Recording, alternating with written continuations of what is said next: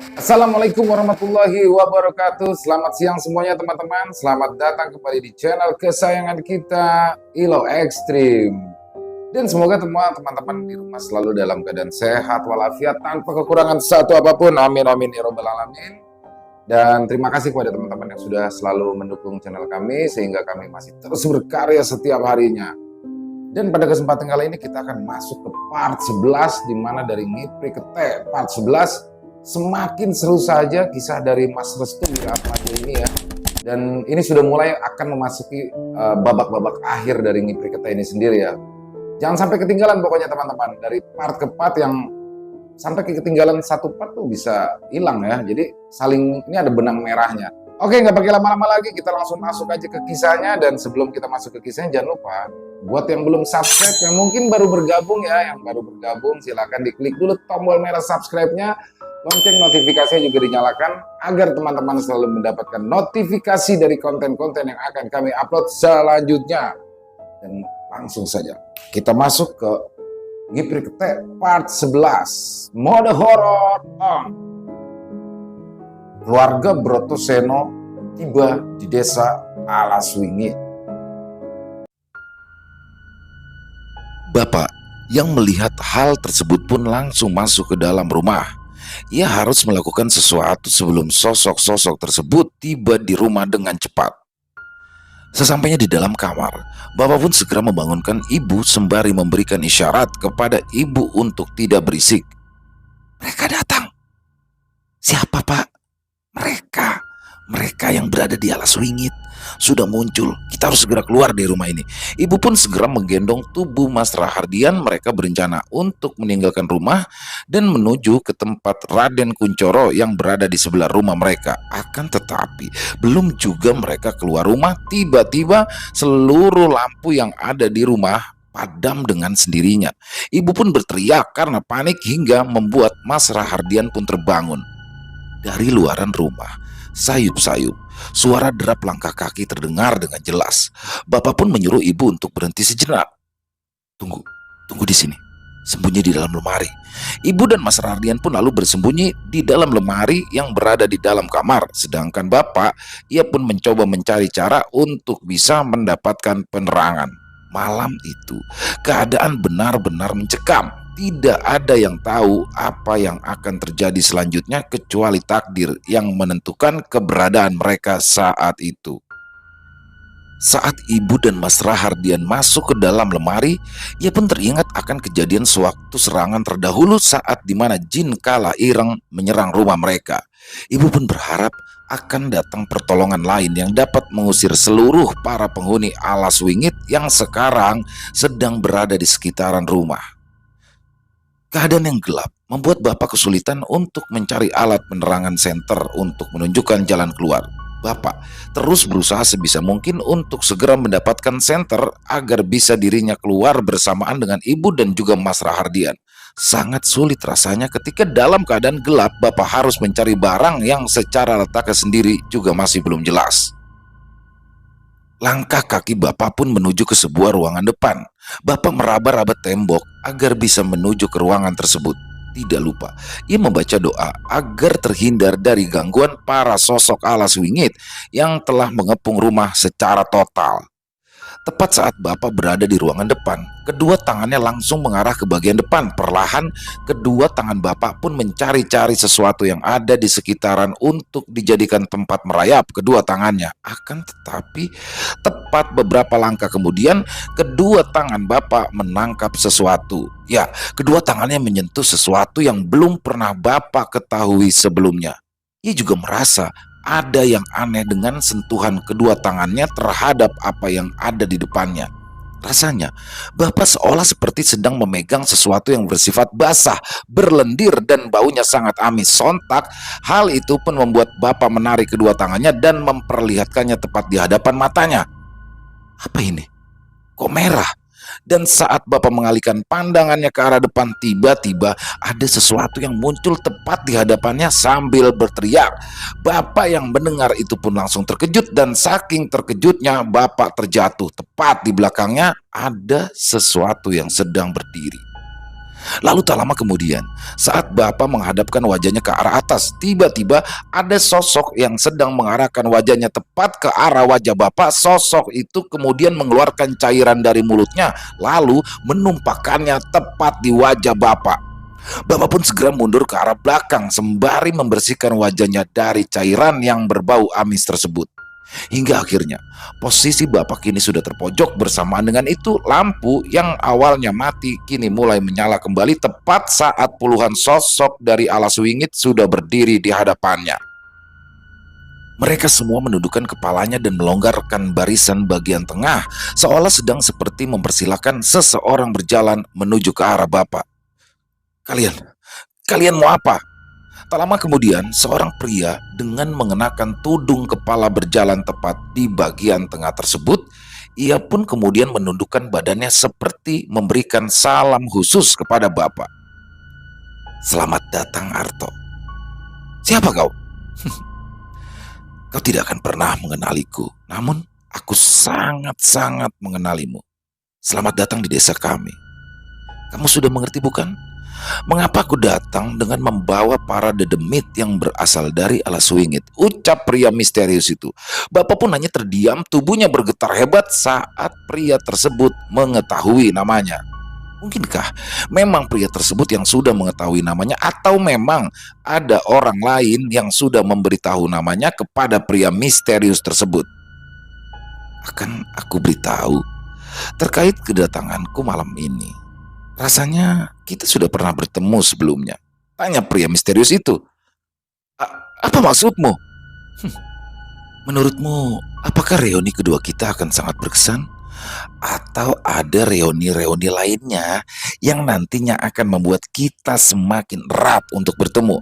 Bapak masih belum mengerti maksud dari pria misterius tersebut. Dari suaranya, Bapak tidak mengenali siapa pria itu. "Kematian Mbah Jayo. Kematian dari Mbah Jayo adalah petaka awal dari desa ini. Akan tetapi, sebelum kau tahu tentang desa Alas Wingit, keluargamu dan orang-orang yang masih dalam keturunanmu, mereka semua pernah bersekutu dengan kami." Dek, Bapak terkejut mendengarkan hal itu. Apa yang baru saja dikatakan oleh pria misterius tersebut merupakan sebuah hal yang tidak mungkin terjadi dalam pikiran Bapak. Apakah memang ada hubungannya antara pria misterius ini dengan keluarga Ningrat atau mungkin keluarga Brotoseno? Pria misterius itu pun kemudian terdiam sejenak.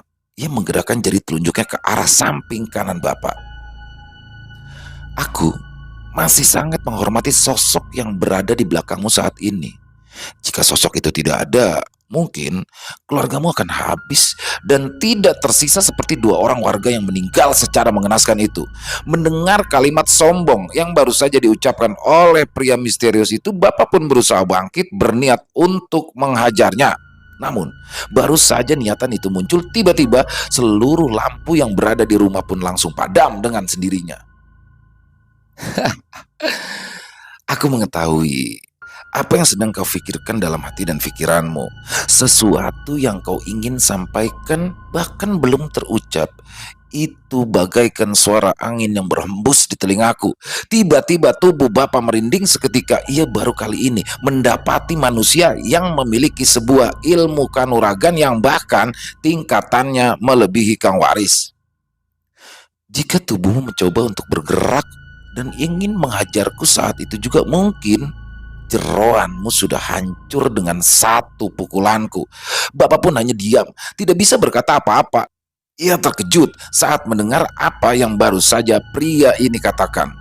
Jadi inikah keilmuan yang dimiliki oleh pria misterius itu sampai-sampai dirinya mampu membunuh Mbah Jayo dan menggerakkan seluruh demit di Alas Wingit? Benar-benar mengerikan.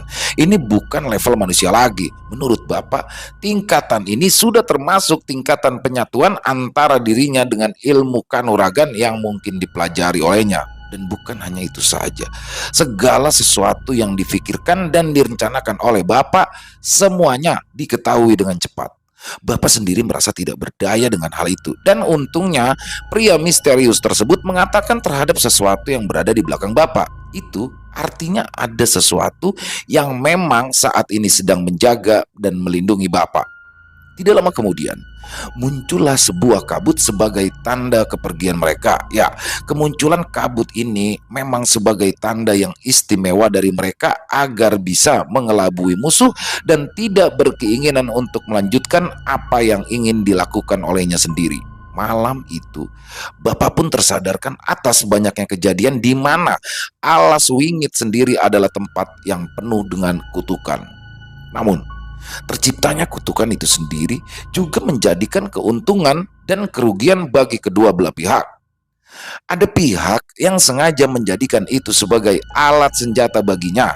Mereka memanfaatkan apa-apa yang berada di alas wingit untuk dijadikan sebuah kekuatan baru yang nantinya bertujuan untuk kepentingan mereka sendiri. Dan tak lama kemudian, lampu pun menyala secara serentak, lantai pun kini terlihat penuh dengan bercak darah yang berceceran di mana-mana. Bapak pun segera menuju kamar untuk mengetahui keadaan ibu dan juga Mas Rahardian.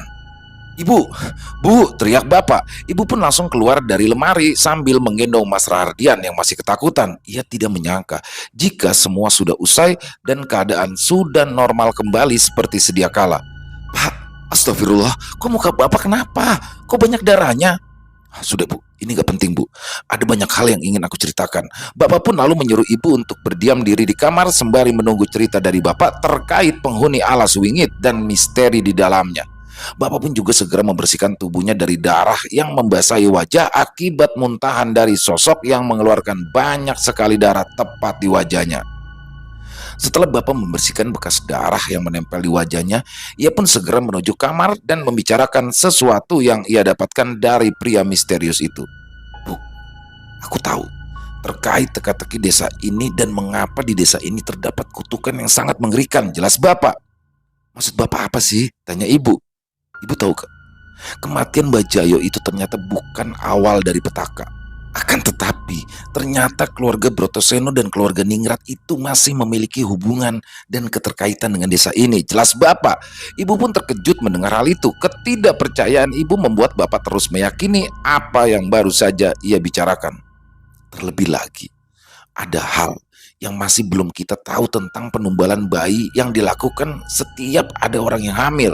Sempat terfikirkan oleh Bapak terkait penumbalan bayi yang dilakukan oleh pria misterius itu kemungkinan besar saat dimana keterkaitan antara keluarga Brotoseno serta keluarga Ningrat itu ada sesuatu yang tidak diketahui oleh Bapak.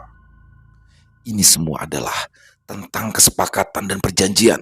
Ibu pun kemudian mengingat-ingat sesuatu. Ia mengingat sebuah aksara yang disebut-sebut sebagai kunci dari teka-teki ini berlangsung.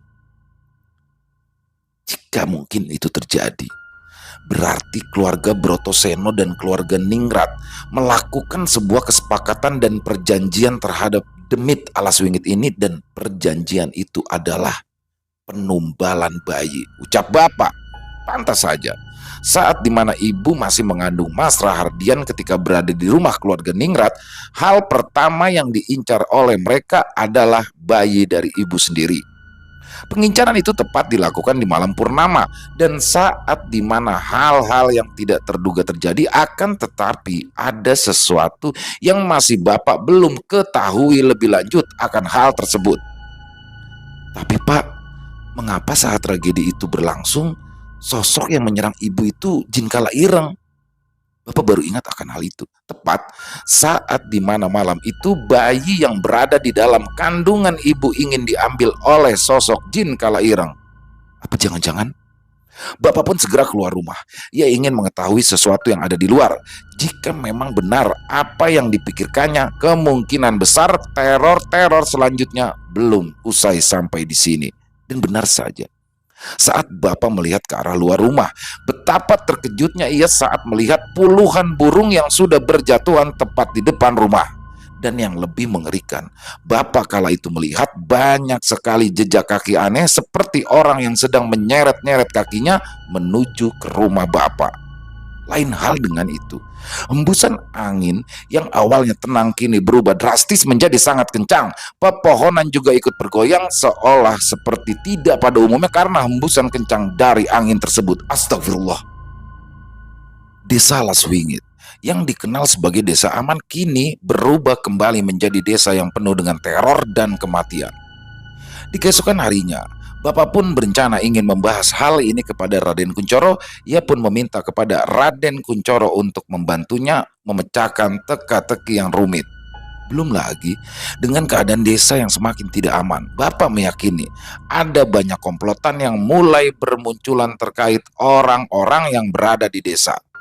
Jika awalnya Bapak meyakini bahwa Kang Didi adalah pelaku ataupun topeng di balik pria misterius tersebut, kini Bapak meyakini hal lain, bahwa di desa ini ada sekumpulan orang yang dimana mereka semua dulunya bekerja sama dengan keluarga Brotoseno atau juga keluarga Ningrat. Masih yakin kalau mereka semua mulai bermunculan? Lalu apakah jangan-jangan selama ini kita sengaja dikurung di desa ini? Tanya Raden Kuncoro. Aku belum tahu pasti akan hal itu. Tapi perihal dengan apa yang baru saja pria misterius itu katakan semalam, ia tidak sendirian. Ada orang lain yang mungkin saja membawa kita semua untuk masuk ke dalam desa ini, ucap Bapak. Maksud Mas gimana ya? Kehadiran kita memang seolah seperti sudah direncanakan. Dan pelarian kita ke desa ini juga mungkin sudah diperhitungkan. Tidak ada tempat yang aman di dunia ini selama manusia yang memiliki hati seperti iblis terus berkeliaran dan menebarkan kematian di setiap langkahnya. Raden Kuncoro memahami akan hal itu. Ia pun jauh betul bahwa kehadiran dari saudaranya ini sangat dinanti-nantikan oleh mereka yang memang berambisi penuh untuk menumbalkan keluarganya. Tidak lama kemudian, Nyi Rati pun datang membawakan makanan. Mereka semua terbiasa untuk makan bersama sembari membahas hal-hal yang sangat rumit di desa ini. Apakah ada warga di sini yang sedang hamil? Tanya Bapak kepada Nyi Rati. Untuk sementara, baru istrimu saja, Mas. Akan tetapi, aku juga merasa aneh dengan desa ini sebelumnya, jelas Nyi Rati. Maksudnya? Nyi Rati pun duduk sejenak. Ia kemudian mengatur nafasnya dan berulang kali berupaya untuk menjelaskan secara teratur. Kemarin, aku mencoba untuk mengecek setiap rumah warga yang mungkin saja ada orang yang sedang hamil namun tidak terbuka. Namun betapa terkejutnya aku saat melihat di setiap depan rumah mereka terdapat sebuah gundukan tanah yang masih basah.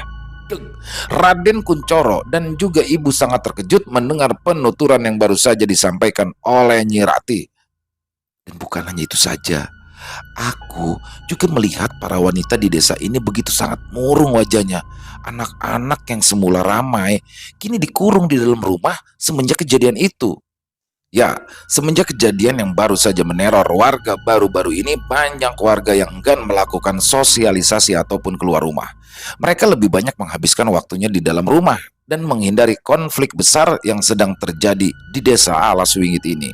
Terlebih lagi, ternyata kejadian ini sudah diperhitungkan oleh para warga. Kemungkinan besar wanita-wanita yang sedang hamil dipaksa untuk menggugurkan kandungannya lebih dulu dibandingkan harus mendapatkan teror yang sangat mengerikan. Lalu, apa rencana Mas Arto selanjutnya? Bapak pun hanya terdiam. Ia belum memiliki rencana terkait untuk menghentikan teror ini. Bapak sendiri masih belum yakin jika urusan ini diselesaikan dengan dirinya sendiri. Ia mungkin membutuhkan seorang sekelas Kang Waris untuk bisa memberikan solusi terkait konflik yang sedang dihadapinya.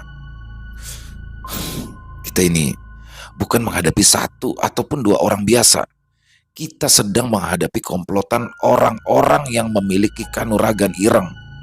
Mereka yang memiliki kanuragan ireng pasti ada hubungannya juga dengan keluarga Brotoseno dan keluarga Ningrat.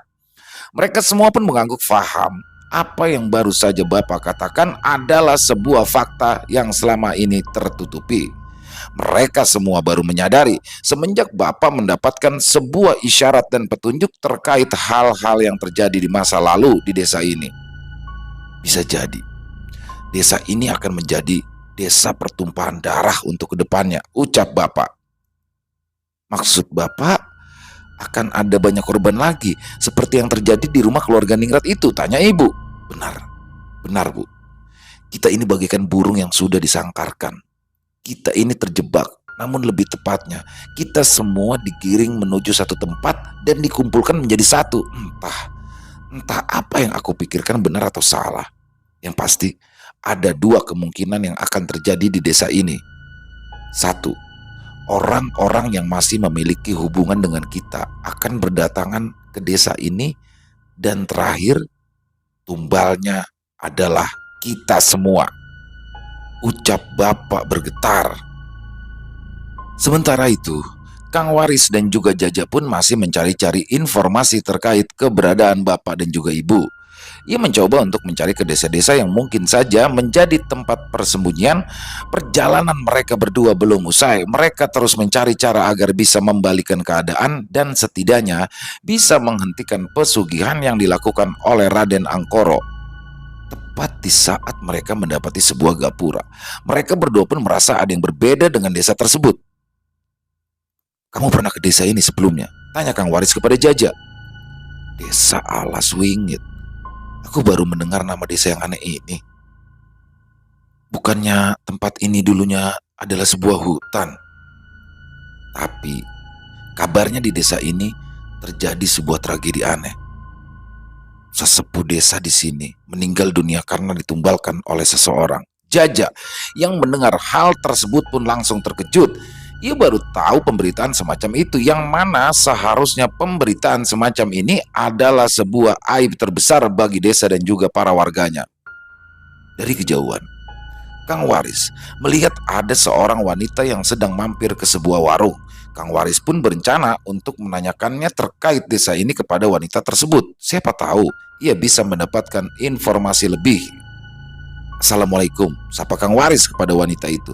"Waalaikumsalam," jawab wanita itu. Kang Waris pun langsung menanyakan terkait desa yang baru saja ia singgahi. "Kalau boleh tahu, siapa sesepuh di desa Alas Wingit ini?" "Maaf, sebelumnya bapak ini siapa?" tanya wanita itu kepada Kang Waris dan juga Jaja. "Oh, perkenalkan, nama saya Waris. Saya datang dari kota dan sengaja datang ke desa ini untuk mencari seseorang yang mungkin saja menetap di desa ini." "Oh, perkenalkan juga, saya Arumi. Saya warga desa ini," ucap Mbak Arumi dengan ramah dan murah senyum. "Dan ini perkenalkan Jaja. Dia sudah saya anggap sebagai saudara sendiri. Jadi kami berdua ini ingin menanyakan seseorang yang mungkin ada di sini," ucap Kang Waris. "Seseorang? Memangnya siapa?" Kang Waris terdiam sejenak. Ia lebih dulu menengok ke kanan dan ke kiri. Jangan sampai apa yang baru saja ia katakan akan menjadi sebuah petaka baginya. "Saya sedang mencari Raden Artonegoro." Deg, Arumi terkejut mendengarkan nama itu. Ia pun kemudian memperhatikan lagi tubuh Kang Waris dari bawah sampai ke atas. Keterkejutan Mbak Arumi pun membuat Kang Waris heran. Mungkin Mbak Arumi mengenali orang yang baru saja Kang Waris katakan. "Kenapa, Mbak? Mbak mengenalinya?" "Bapak ini siapanya Raden Artonegoro?" "Oh, saya ini saudaranya." Dan tidak lama kemudian Mbak Arumi pun tersenyum lebar. Ia seperti menyimpan sesuatu yang hanya disimpan untuk dirinya sendiri. "Aku kenal dengan Raden Artonegoro itu. Mau kuantar sekarang?" "Ah, boleh, boleh." Akhirnya Mbak Arumi pun lalu mengantarkan Kang Waris dan juga Jaja untuk menuju ke rumah Raden Artonegoro. Akan tetapi dari kejauhan ada 5 orang yang sudah berdiri tepat di depan gapura desa tersebut. "Rencana kita berhasil," ucap salah satu di antara kelima orang tersebut. Jaja seperti merasa aneh dengan sesuatu yang ada di belakangnya. Ya, ia seperti merasakan kehadiran banyak orang yang seolah sedang memantau dari kejauhan. Perlahan Jaja pun menengok ke arah belakang, tepat di pintu masuk gapura desa tersebut. Akan tetapi saat Jaja menengok ke arah sana, ia pun tidak menemukan satu orang pun yang berada di depan gapura tersebut. Mungkin ini hanya perasaanku saja. Desa Alas Wingit akan menjadi desa yang menentukan 2 ranah sekaligus, awal mula dari konflik besar yang mengarahkan ke banyak pihak. Mereka yang berada di desa ini akan dituntut untuk menentukan 2 pilihan, menjadi tumbal atau bertahan hidup. Itulah 2 pilihan berat bagi siapa saja yang menempati desa ini. Mbah Rumi pun lalu mengantarkan Kang Waris dan juga Jaja untuk menuju ke rumah Raden Artonegoro yang jaraknya tidak terlalu jauh dengan rumahnya sendiri. Dan tidak lupa pula, selama Kang Waris menjejaki tiap langkah di desa tersebut, ia pun selalu memperhatikan para warga yang menunduk kepada Mbah Rumi. Seakan-akan Mbah Rumi ini merupakan seorang pembesar yang terhormat di desa tersebut. Dan bersamaan dengan itu, ada salah satu warga yang tiba-tiba berlari ke arah Mbak Rumi. Dia adalah seorang wanita yang sedang hamil dan menarik-narik tangan Mbak Rumi seraya berkata, "Mbak, tolong Mbak, tolong aku. Selamatkan bayi yang ada dalam kandungan ini," ucapnya. Kang Waris dan Jaja yang mendengarkan hal itu pun langsung terkejut. Mereka berdua tidak mengerti siapa di balik sosok dari Mbak Rumi ini. Pikir keduanya, Mbak Rumi adalah seorang dukun beranak yang mungkin saja bisa mempermudah segala kesulitan para wanita yang sedang hamil. "Lepaskan, saya mau antarkan tamu dulu," teriak Mbak Arumi sembari mendorong wanita itu hingga tersungkur ke tanah. Kang Waris dan Jaja pun langsung membantu wanita yang sedang hamil tersebut. Mereka berdua terkejut saat melihat tindakan dari Mbak Arumi yang sangat tidak manusiawi. Apa yang kau lakukan? Dia sedang hamil," ucap Kang Waris dengan nada kesal. Mbak Arumi pun hanya terdiam, yang hanya menunggu saat di mana wanita itu berdiri dan meninggalkan mereka bertiga. Setelah wanita hamil itu pun pergi meninggalkan mereka bertiga, Mbak Arumi langsung melanjutkan langkahnya dan membiarkan Kang Waris dan juga Jaja untuk berpikir sejenak mengenai sifat asli dirinya yang terlihat kurang pantas. Sampai saat di mana Mbak Arumi berhenti sejenak ke sebuah jalan yang menuju ke arah hutan. Ia mulai memikirkan sesuatu terkait hutan yang ada di hadapannya tersebut. Benar, itu adalah hutan alas wingit yang dijadikan sebagai perantara dari orang-orang yang ingin melakukan sesuatu dan memohon keinginannya kepada para demit yang disebut-sebut sebagai tuan dari pemilik desa ini. Kang Waris yang melihat hutan aneh itu pun sempat tak percaya. Ia baru menyadari jika di dalam desa ini memang ada sebuah hutan yang mungkin saja menjadi pemicu dari tragedi yang sudah dirumorkan tersebut. "Apa nama hutan itu?" tanya Kang Waris kepada Mbak Rumi. "Hutan itu seperti nama desa ini, Alas Wingit. Hutan yang disebut-sebut sebagai pemicu dari semua tragedi di desa ini, jelasnya." "Mungkin orang luar sudah mendengar pemberitaan semacam itu. Apakah kau tahu, sesepuh di desa ini meninggal di hutan itu. Ini juga masih ada kaitannya dengan setiap wanita hamil yang berada di desa ini," jelas Mbak Arumi dengan nada bicaranya yang santai. Kang Waris dan Jaja hanya diam. Mereka berdua lebih memilih untuk menyimak apa yang ingin dibicarakan oleh Mbak Arumi kepada mereka. Angin pun berhembus lebih kencang dari biasanya.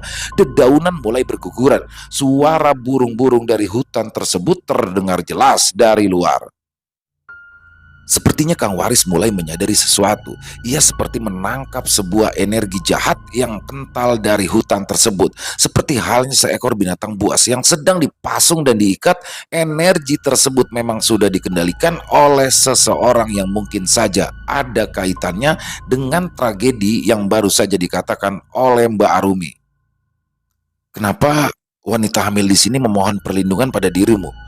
Apakah karena kamu sendiri sebagai penerus dari sesepuh itu?" tanya Jaja kepada Mbak Arumi.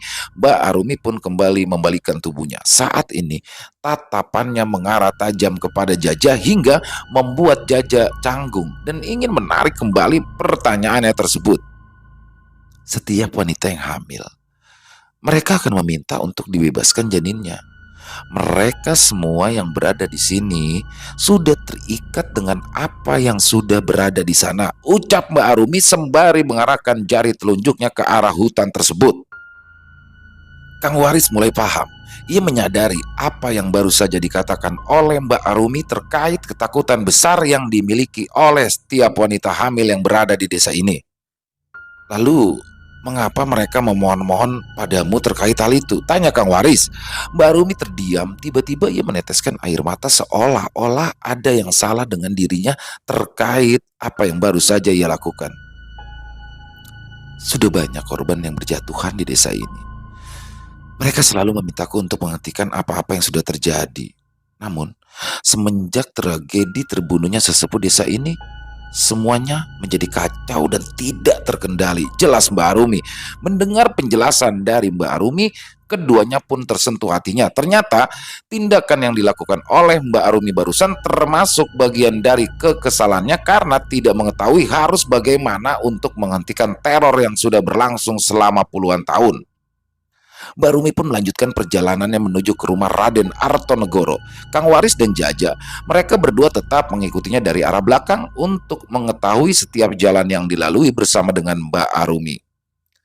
Sampai di rumah Raden Artonegoro, mereka pun terkejut saat melihat ibu bersama dengan yang lainnya sedang berkumpul di depan rumah.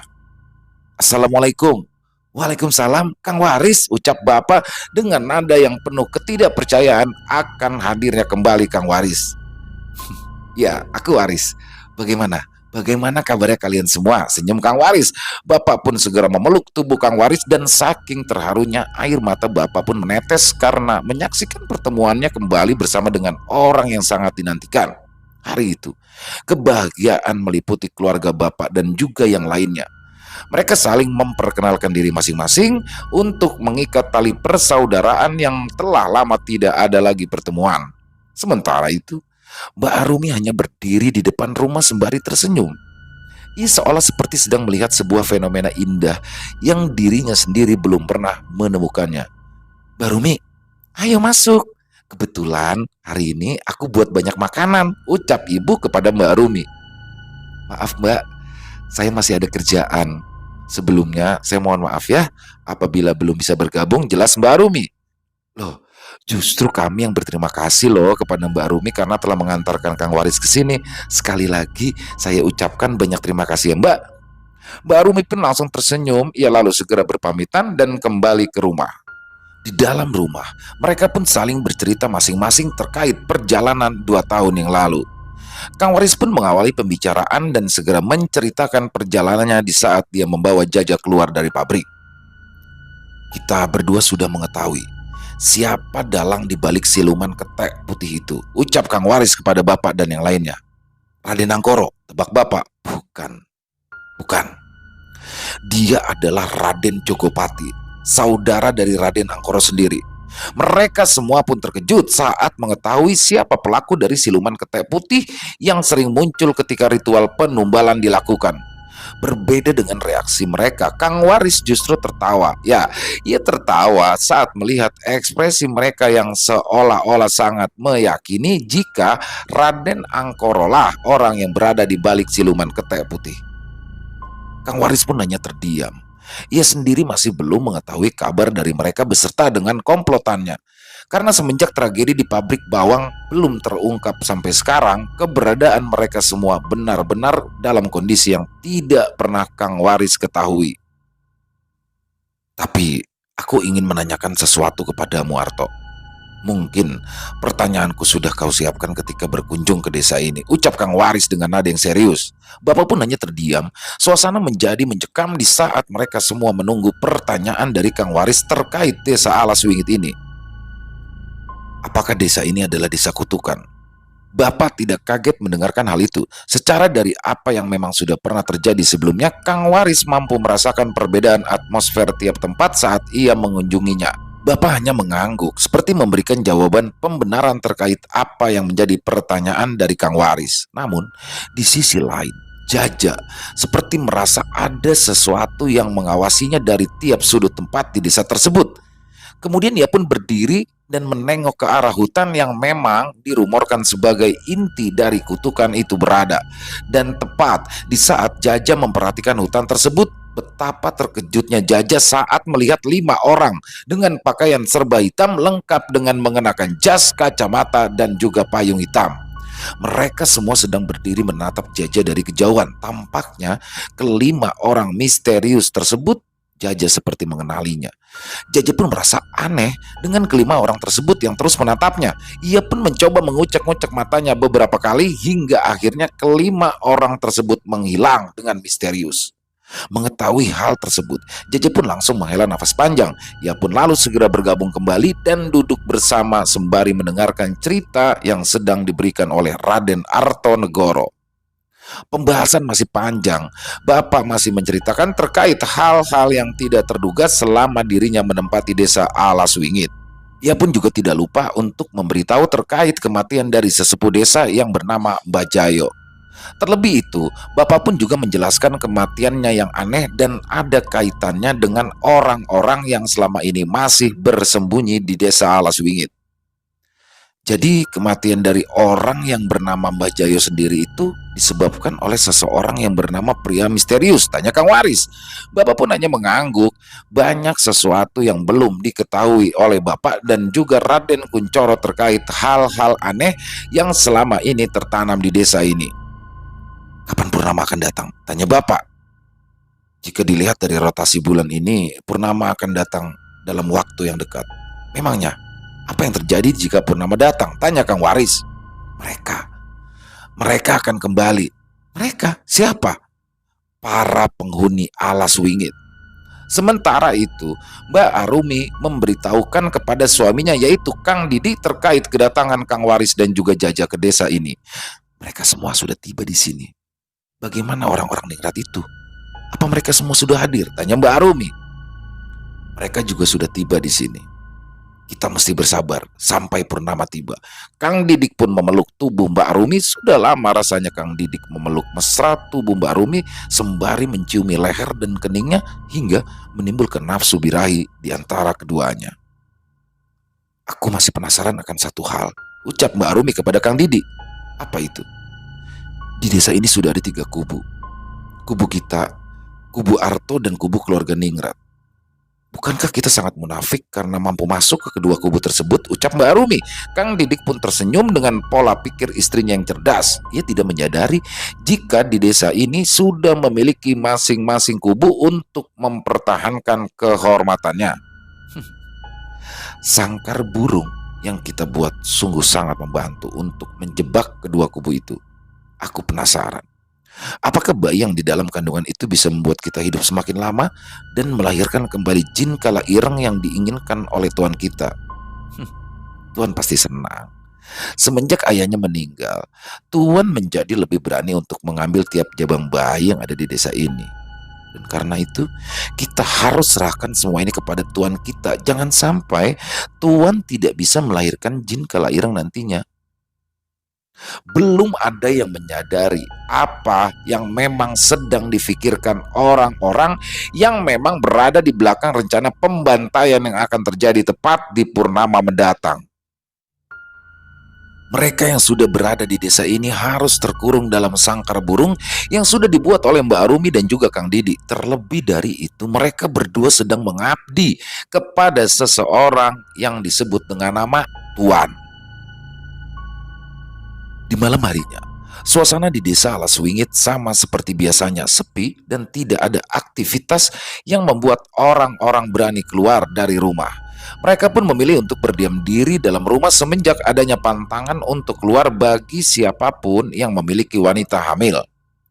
Di rumah Bapak, Kang Waris dan juga yang lainnya pun masih membahas terkait hubungan antara Alas Wingit dengan yang lainnya. Bapak pun juga memberitahu akan hal yang tidak terduga antara Alas Wingit dan juga keluarga Ningrat. Kita sudah lama mendapatkan teror semacam ini. Terakhir kali pria misterius yang kita maksud tadi itu muncul bersamaan dengan puluhan sosok yang berasal dari hutan. Kang Waris dan Jajak kaget mendengar hal itu. Jika memang teror ini sudah berlangsung lama dan dihadapkan langsung dengan penghuni aslinya, itu tandanya bayi yang berada di dalam kandungan ibu adalah incaran utama. Memang benar, anak ini akan menjadi pemicu antara kehancuran dari keluarga Ningrat dan orang-orang yang bersekutu dengan siluman ketek itu sendiri. Jelas Kang Waris. Tetapi Kang, apakah Kang Waris tahu Alas Wingit ini ternyata masih ada hubungannya dengan keluarga Ningrat dan juga keluarga Brotoseno? Kang Waris makin terkejut mendengar hal itu. Ia tidak bisa membayangkan antara relasi dari keluarga Ningrat dan juga keluarga Brotoseno dalam menjalankan segala ambisinya. Bagaimana kau tahu? Tanya Kang Waris. Pria misterius itu sendiri yang mengatakan jika desa ini bekerja sama dengan keluarga Ningrat dan juga keluarga Brotoseno dalam menjalankan keinginannya menjalani pesugihan ngipri ketek. Sedikit demi sedikit, Bapak pun memberitahu terkait apa yang memang ia ketahui tentang hubungan antara keduanya. Terlebih lagi, alas wingit bukanlah sembarang alas yang dikenal oleh Kang Waris. Di dalam hutan tersebut, Kang Waris merasakan ada pancaran energi besar yang mungkin saja menjadi pemicu dari bergeraknya para sosok yang berada di sana. Kita harus hentikan ini segera, jelas Kang Waris. Tapi bagaimana caranya, Kang? Kita masih belum tahu siapa di balik topeng pria misterius itu, ucap Bapak. Kang Waris mengangguk paham, ia mengerti ada satu hal yang memang harus diselesaikan secara perlahan. Semua yang sudah terjadi pasti ada penyebab awal di mana alas wingit ini sendiri mau bekerja sama dengan keluarga Ningrat dan juga keluarga Brotoseno. Mereka pun terdiam sejenak sembari merancang strategi. Kang Waris pun mulai meluruskan alur yang sudah terjadi di desa Alas Wingit. Jika memang Alas Wingit masih ada hubungannya dengan keluarga Ningrat dan juga keluarga Brotoseno, berarti mereka semua terikat dalam satu hal, yaitu perjanjian. Dalam perjanjian itu sendiri, biasanya akan ada hal-hal yang dijadikan sebagai pertukaran dan juga kesepakatan bersama.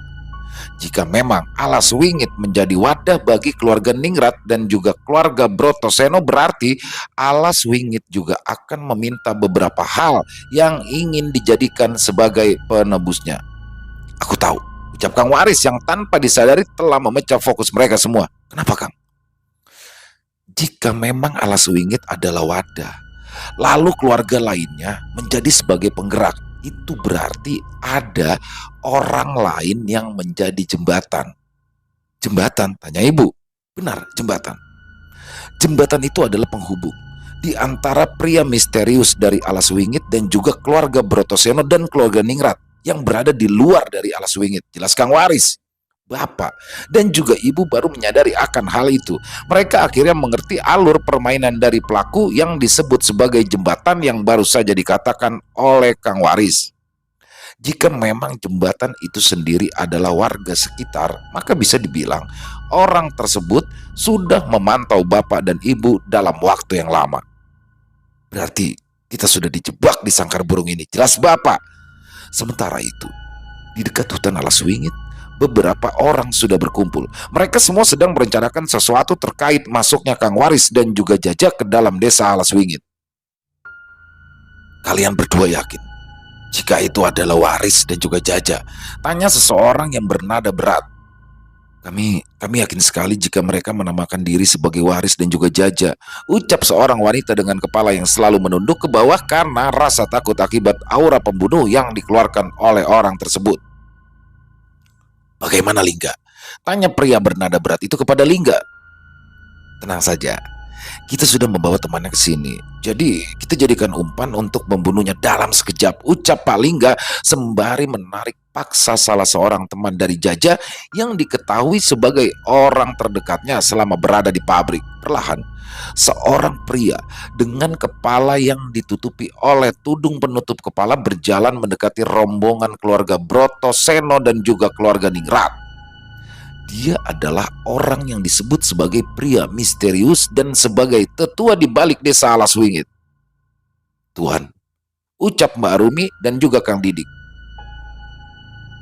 Pria misterius itu pun terdiam. Ia pun lalu membuka penutup kepalanya dan mengatakan sesuatu kepada Raden Angkoro. Selamat datang kembali di desa ini, Angkoro. Raden Angkoro tersenyum lebar. Kali ini pasukannya telah berkumpul. Mereka semua merencanakan rencana yang sama, yaitu mengambil bayi yang berada di dalam kandungan ibu saat purnama tiba. Aku harap dengan kematian ayahmu, kau lebih bebas dan puas dengan kemampuan yang dimilikimu saat ini, Tuan Muda Birawa. Dia adalah Birawa, satu-satunya anak dari Mbak Jayo yang hilang di hutan Alas Wingit, dan ternyata Birawa sendiri masih hidup dan menjadi pembesar di sana.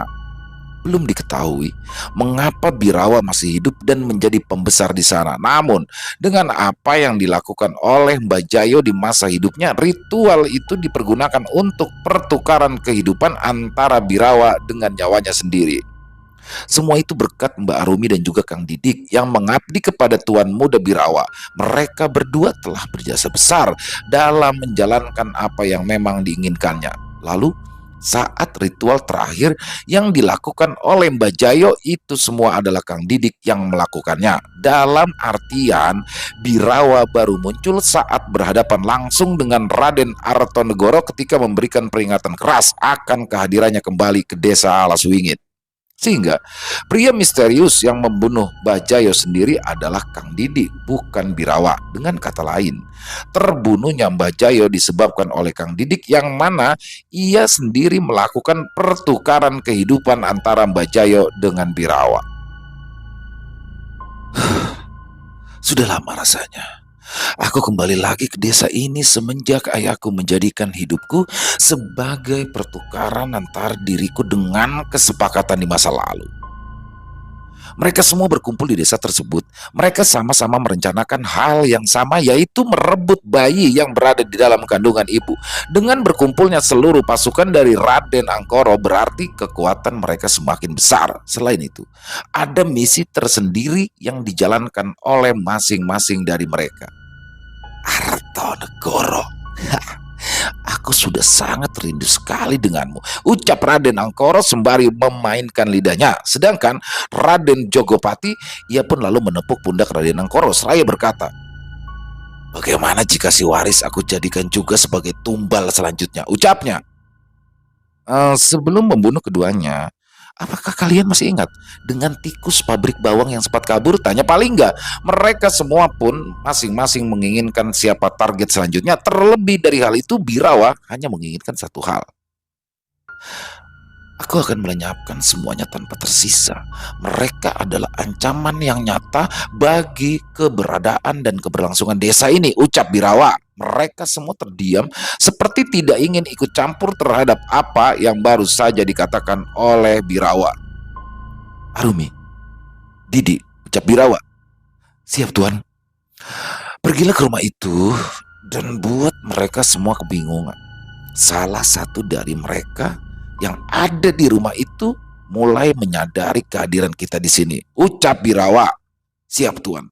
Tidak lama kemudian, saat Bapak dan juga Kang Waris serta yang lainnya sedang membahas sesuatu, tiba-tiba Kang Waris merasakan ada aura yang bergesekan dengannya dari arah luar rumah. Ada apa, Kang? Tanya Bapak. Ada sesuatu di luar rumah. Tidak lebih tepatnya sedikit menjauh dari rumah. Jelas Kang Waris. Dari hutan Alaswingit. Entah, aku tidak yakin.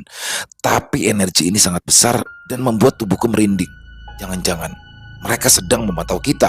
Bapak terdiam. Ia pun lalu menatap ibu dengan tatapan penuh khawatir. Mungkin saja apa yang selama ini menjadi ketakutan Bapak akan terjadi. Siapa mereka, Kang? Aku belum tahu pasti. Tapi aku sangat mengenali aura busuk ini. Ini adalah aura dari Raden Angkoro. Bapak terkejut mendengar hal itu. Jika memang Raden Angkoro menuju ke desa, itu menandakan pertumpahan darah akan terjadi. Untuk memecahkan rasa penasaran itu, Kang Waris pun segera keluar dari rumah. Ia ingin melihat ada apa di luaran sana. Sampai-sampai tubuhnya merasakan hawa merinding yang sangat hebat. Dan saat Kang Waris keluar rumah, ia terkejut saat melihat dua orang warga sedang berada di hadapan rumah sembari membawa sesuatu. Kalian? Tanya Kang Waris. Maaf mengganggu. Kami membawakan makanan untuk kalian. Kebetulan suamiku baru saja pulang dari luar desa. Dia membawakan banyak daging kambing. Akhirnya kami berinisiatif memasak agar menjadi menu makan malam kalian semua. Bapak dan lainnya pun terkejut saat melihat Mbak Arumi dan Kang Didik sudah berada di halaman rumah. Seperti ada yang aneh. Biasanya mereka tidak pernah membawakan hal semacam ini tepat di malam hari. Tapi entah mengapa pikiran Bapak saat itu merasa ada yang aneh. Hal ini dikarenakan jika Kang Waris sampai keluar rumah karena merasakan adanya gesekan energi besar yang berada di luaran itu, berarti ada orang-orang yang memang memiliki kanuragan hitam sedang berkumpul di satu tempat. Mungkinkah mereka itu adalah Mbak Arumi dan juga Kang Didik? Tetapi jika mereka berdua memiliki kanuragan hitam, mengapa Bapak sendiri tidak merasakan hal yang sama seperti apa yang dirasakan oleh Kang Waris? selesai. Wow, luar biasa. Semakin seru saja ya part 11 dari Ngipri Kete ini, dan luar biasa ya. Di part ke-11 ini kita mendapatkan benang merah antara, tadinya sempat saya terpikir ngapain sih pakai dikisahin ini Desa Alas Wingit ini nih, kayak nggak penting banget. Sempat terpikir begitu karena di beberapa episode ini udah menerangkan, menjelaskan tentang Desa Alas Wingit. Ternyata ada benang merah dari Desa Alas Wingit ini terhadap pesugihan Ngipri Kete itu sendiri. Hal ini dibuktikan dengan kehadiran keluarga Brotoseno, yaitu Raden Angkoro, Raden Jogopati, dan juga Pak Lingga. Semakin seru saja. Dan apakah sih yang mereka akan perbuat nanti ya di Desa Alas Wingit ini, terutama di kediaman daripada Raden Artonegoro. Semakin seru dan semakin menegangkan. Jangan sampai ketinggalan part selanjutnya, part 12. Dan silakan buat yang punya komentar lain bisa dituliskan di kolom komentar, ataupun mungkin sekedar saling menyapa ya. Insya Allah kami akan membalasnya satu persatu. Dan buat teman-teman yang suka dengan videonya, silakan bisa diklik tombol jempolnya, tombol like-nya, dan bisa juga ya di-share video ini ke teman-teman yang lain, ke saudara-saudaranya, agar bisa ikut terhibur dengan kisah-kisah horor kami. Dan yang belum subscribe, sekali lagi klik dong tombol merah subscribe-nya, loncengnya juga dinyalakan, agar teman-teman selalu bisa mendapatkan notifikasi dari konten-konten yang akan kami upload selanjutnya. Ilo Ekstrim di setiap jam 1 siang, lalu ada Ekstrim Movie yaitu di setiap jam 7 malam, dan ada Ilo Bercerita setiap harinya juga di jam 10 malam. Jadi 3 channel kami ya, 3 channel yang resmi. Channel kami itu hanya ada 3, Ilo Ekstrim, Ilo Bercerita, dan Ekstrim Movie. Selain itu pastikan itu bukan channel kami, walaupun suka mengupload video-video dari kami. Dan buat teman-teman mungkin yang punya kisah horor ya, yang punya pengalaman pribadi berdasarkan kisah nyata, silakan boleh kok dikirim ke kita, yang mana nantinya akan kita bawakan di channel-channel kami. Nanti kita bisa pilih-pilih ya, apakah di Ekstrim Movie, atau di Ilo Bercerita, ataupun di Ilo Ekstrim. Kita lihat dari segi durasi pantasnya di mana. Ya, silakan yang mau mengirimkan bisa dalam bentuk tulisan, boleh dalam bentuk rekaman suara, voice note, boleh, bebas, senyamannya teman-teman aja. Bisa dikirimkan ke nomor telepon yang ada di bawah sini nih. 087845094752. Kita diiringi sama bunyi petir ya, makin suram, makin mencekam keadaannya. Ya, itu aja. Oh ya, buat teman-teman yang sudah mengirimkan, kami ucapkan terima kasih. Dan yang sudah mengirimkan kisah tapi belum sempat dibawakan, bersabar ya, karena memang harus melewati dulu proses penggarapan. Dan nantinya juga akan kami kembalikan lagi, setuju nggak untuk hasil garapan kami, baru akan kami bawakan. Dan sekali lagi terima kasih kepada seluruh teman-teman yang terus mendukung 3 channel kami. Kami ucapkan terima kasih, karena kalianlah kami selalu bersemangat dalam berkarya. Dan di akhir kata, saya Ilo mengucapkan permohonan maaf apabila mungkin ada kata-kata saya yang salah, atau mungkin ada kata-kata saya yang kurang berkenan di hati teman-teman. Saya mohon dibukakan pintu maaf yang seluas-luasnya, karena saya hanyalah manusia biasa, tempatnya salah dan dosa. Dan sampai jumpa lagi di konten-konten kami selanjutnya, yang pasti tidak kalah serunya, yang pasti tidak kalah horornya. Masih bersama saya Ilo, Ilo Ekstrim. Salam sehat, sukses selalu untuk kita semua. Amin, amin ya robbal alamin. Wassalamualaikum warahmatullahi wabarakatuh.